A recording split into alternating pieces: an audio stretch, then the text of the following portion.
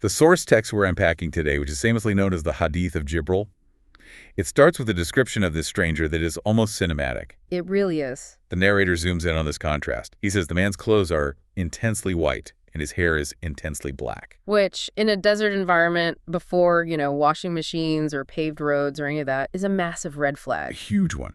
If you've been traveling through the desert to get to Medina, you look like a traveler. You have dust in your hair, your clothes are stained with sand and sweat. You look disheveled. Exactly. But this guy looks like he just stepped out of a salon and put on a brand new suit. Not a speck of dust on him. So the obvious deduction is... he must be a local. Right. If he's that clean, he must live down the street. But that's the second half of the mystery. The companions were a really tight-knit community. They knew everyone. So they're all looking at each other, scanning faces and realizing, I have never seen this man in my life. So he can't be a traveler. He's too clean. But he can't be a local because nobody knows him. He's an anomaly just standing there. And he doesn't act like a stranger either? No. Usually you'd be a bit timid, right? You'd sit at the back, observe. This guy walks straight up to the Prophet Muhammad, sits down directly in front of him, and get this. Knees touching. He places his knees so they're physically touching the Prophet's knees. It's an invasion of personal space that is jarring. It's incredibly intimate, almost aggressive in its familiarity. And he puts his hands on the Prophet's thighs.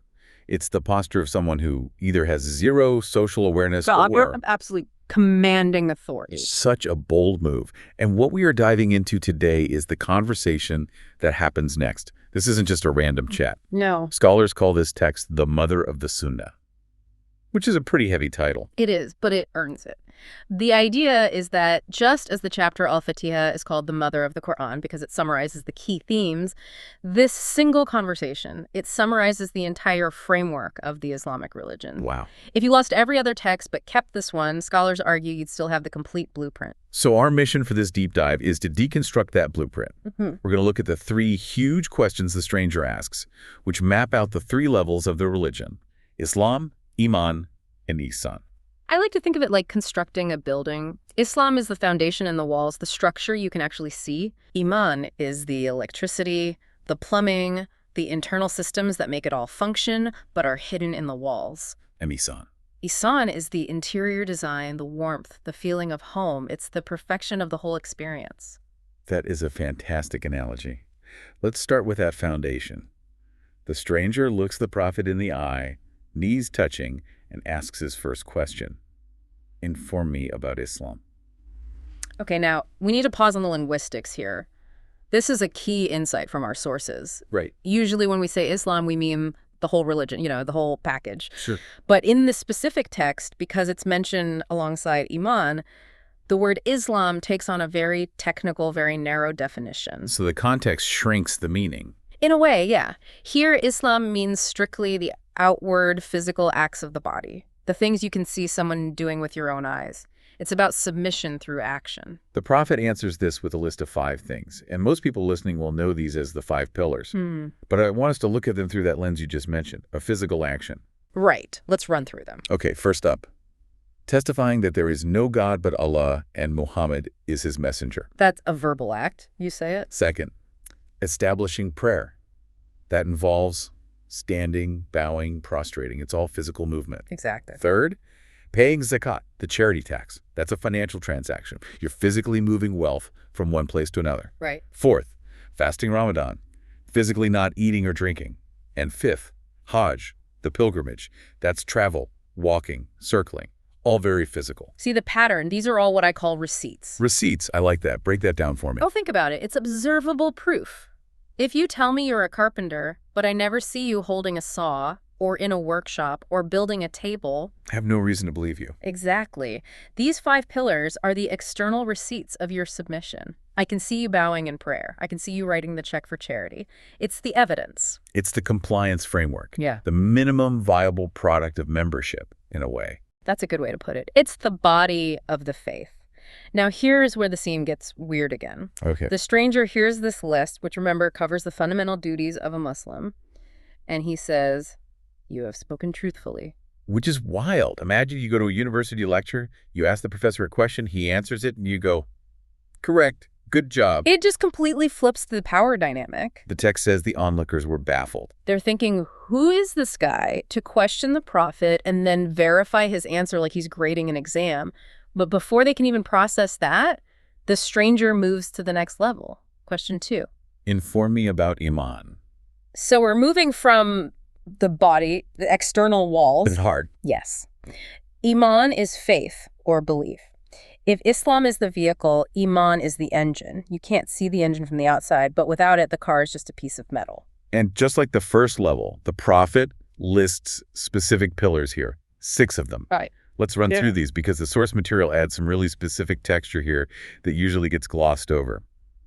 Number 1, belief in Allah. And specifically, the sources emphasize tawhid. This isn't just a vague deism like, oh, I believe there's a higher power. Yeah. It's an uncompromising monotheism, his oneness, his unique attributes, that he alone is the creator and sustainer. It's the absolute bedrock. Number 2, belief in his angels. Now, why is this a separate pillar? Why isn't it just part of, believing in the unseen? Because in this theology, the universe has a staff. It's not an empty clockwork mechanism. That's a good way to put it. The sources describe angels as being created from light, and they function as the administrators of God's command. It implies we live in a managed universe, not a chaotic one. The text even lists some of the heavy hitters in this administration, right? It does. You have Gabriel, who's like the chief of staff for communication, handling revelation. Right. You have Mikhail, responsible for provision, like rain and crops. Israfil, holding the trumpet for the last day. Even Malik, the guardian of hell, and Ridwan for paradise. And the recording angels. Exactly, the scribes on your left and right. So believing in angels means believing that you're never actually alone and that there is a structure behind reality. Number 3, belief in his books. This emphasizes continuity. Huge point. Islam doesn't claim to be a new religion from scratch. No. It claims to be the final chapter of a very old book. This pillar confirms the Torah sent to Moses, the Gospel to Jesus, the Psalms to David. Believing in the Quran means you have to acknowledge the divine origin of the previous scriptures. Which leads right into number 4. Belief in his messengers. The human couriers. The source notes that the Quran mentions 25 prophets by name, but there have been thousands sent to every nation. But it highlights the messengers of strong will. Noah, Abraham, Moses, Jesus, and Muhammad. It connects you to this massive historical legacy. Number 5 is belief in the last day. Accountability. Right, the idea that history is linear, not cyclical. It has a finish line, and there will be a judgment. Actions have consequences. Now, number 6. This is where we need to slow down a bit. Belief in divine decree, or al-Qadar. This is the deep end of the theological pool, for sure. This is the belief that everything good and bad, sweet and bitter, is known, written, and willed by the Creator. And this is actually where the historical context of our source material becomes a kind of detective story. Yes.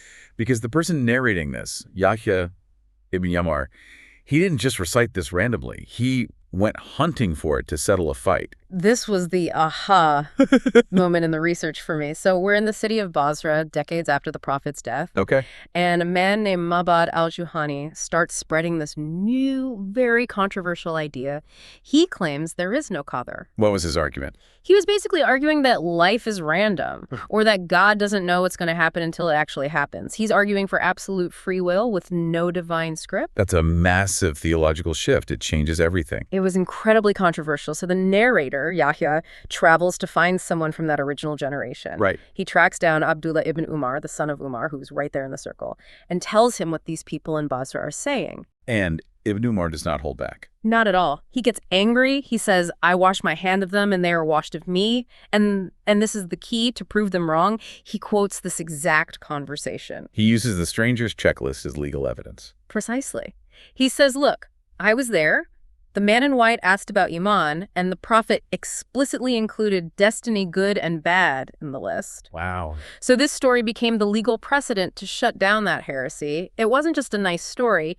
It was a weapon used to define orthodox belief. That is fascinating. It shows these texts were active tools. So we've covered the body, Islam, and the heart, Iman. The stranger verifies the answer again. You have spoken truthfully. And moves to the 3rd degree, the pinnacle. Inform me about Ihsan. Ihsan. We usually translate this as excellence or perfection.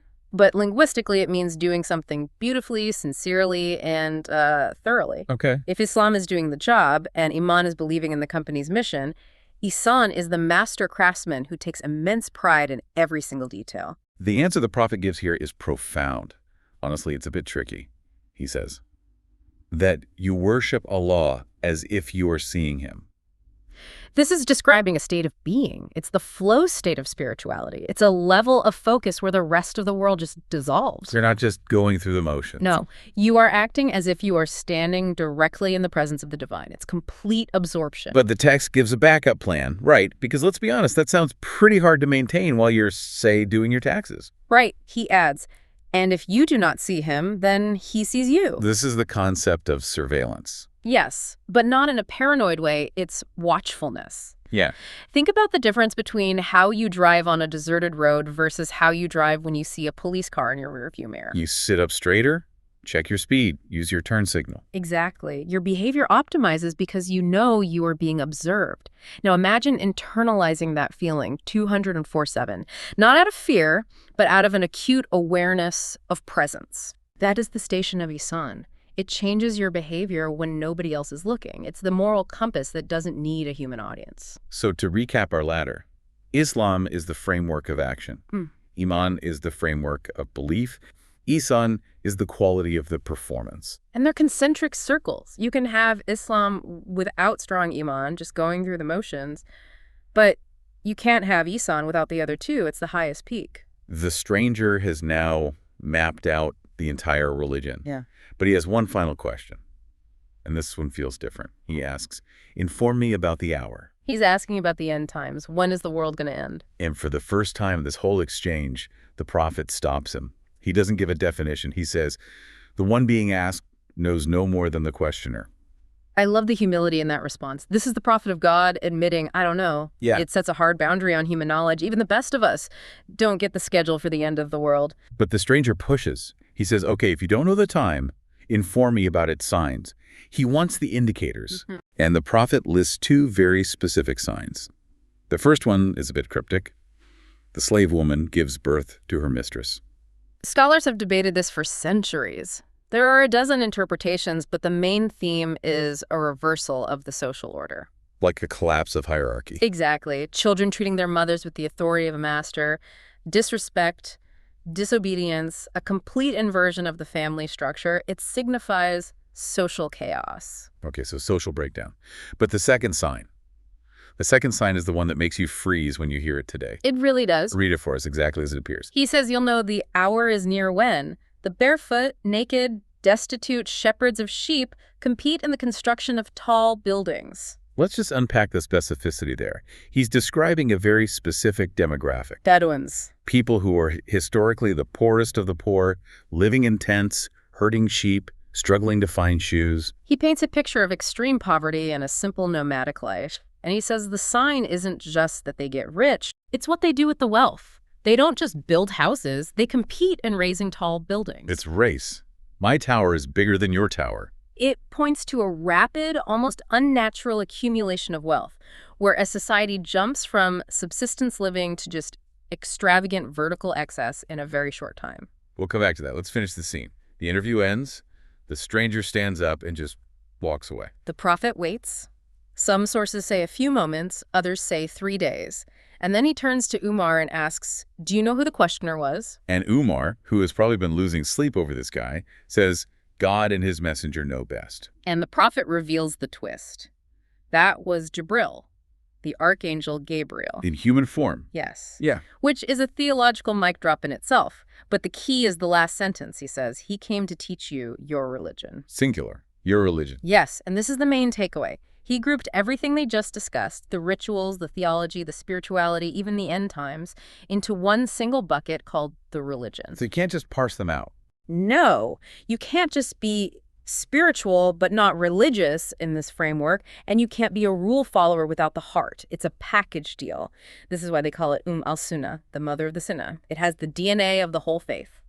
There's one last detail from the sources I want to highlight, the etiquette. The experts say the angel was actually teaching them how to learn.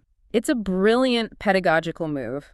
The sources point out that Gabriel clearly knew the answers. Of course, he was verifying them. He wasn't asking for himself. He was role-playing the student for the benefit of the class. He sat close. He asked clear, structured questions. It teaches that part of seeking knowledge is humility. And sometimes the smartest person in the room is the one asking the basic questions so everyone else can get it. If an archangel can ask questions, so can you. So we've climbed the ladder. Islam, Iman, Ihsan. But I want to leave the listener with that final thought we hinted at. The signs of the hour. The tall buildings? Yeah. If you look at that region, the Arabian Peninsula, for about 1,300 years after this, it remained largely what the text described. Desert, sheep, subsistence living. And then in the last century, a literal blink of an eye in historical terms. Oil was discovered. Right. And if you look at the skyline of Dubai or Riyadh or Jeddah today, what do you see? You see the Burj Khalifa, the tallest building in the world. You see these massive tower projects. You see literal descendants of those shepherds who are now the developers of the tallest structures on Earth. They are quite literally competing in the construction of tall buildings. It matches the description to the letter. It forces you to ask a question. If a 7th century text predicted such a specific, unlikely economic shift, and we are staring at it right now, it makes you wonder how close we are to the rest of the timeline. it's a haunting image to leave you with. That is the hadith of Jibril, the mother of the Sunnah, a conversation that started in the dust of Medina and points all the way to the skylines of the modern world. A blueprint for living and a map for the end. Hey. Keep thinking, and we'll see you on the next one.